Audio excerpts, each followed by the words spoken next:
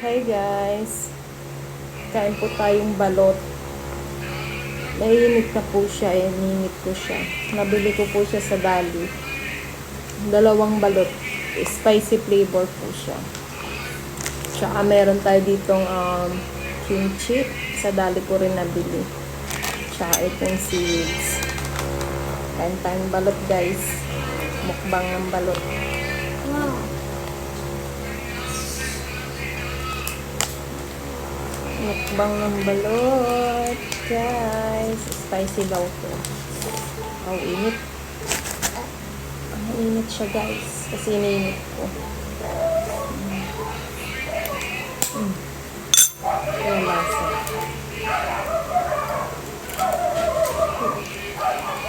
Para siyang 16 days lang, no? Masabaw.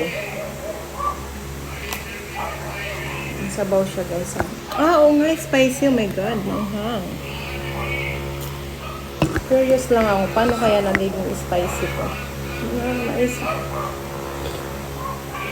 Manghang nga siya.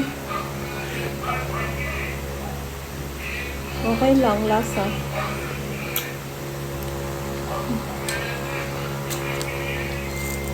Sarap naman siya, pero mas masarap pa rin yung original na balot. Yung binebenta sa dyan, sa kanto-kanto.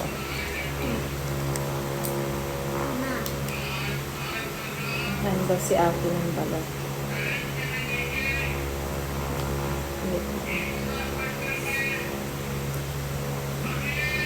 Ito po yung nasa TikTok eh. Sarap. Sarap siya.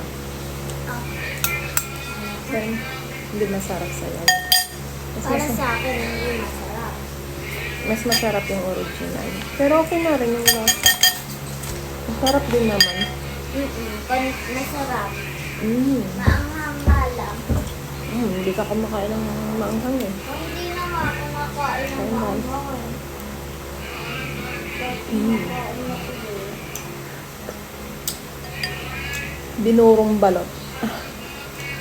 Sarap naman. Pero kung papapiliin ako, mas gusto ko yung ano pa rin. Yung original, yung mga binebenta-benta sa kanto. Kasi masarap talaga yun. Basta, yung bago lang dun na. Kasi, kahit yung mga binibenta sa mga kanto-kanto dyan sa labas, yung mga nilalako, minsan kasi may mga luma na, mapait na siya.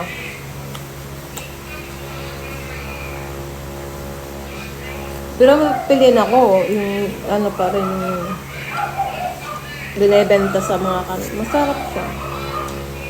Masarap din naman to, pero mas masarap yung original talagang balot. Kaibahan nga lang spicy to. Hindi pa may flavor.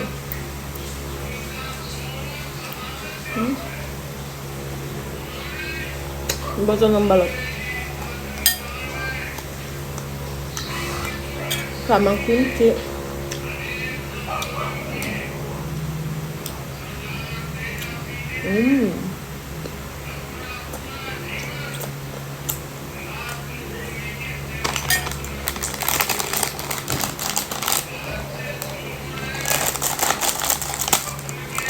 Yung tanggal umay.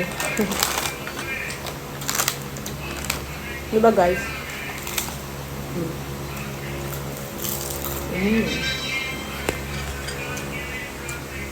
Isa pa.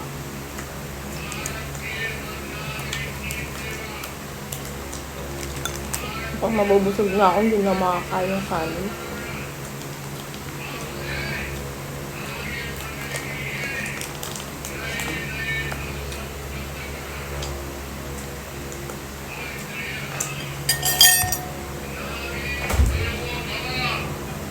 Diba?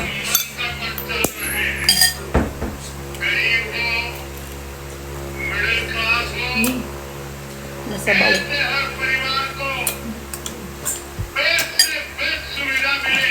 Ay!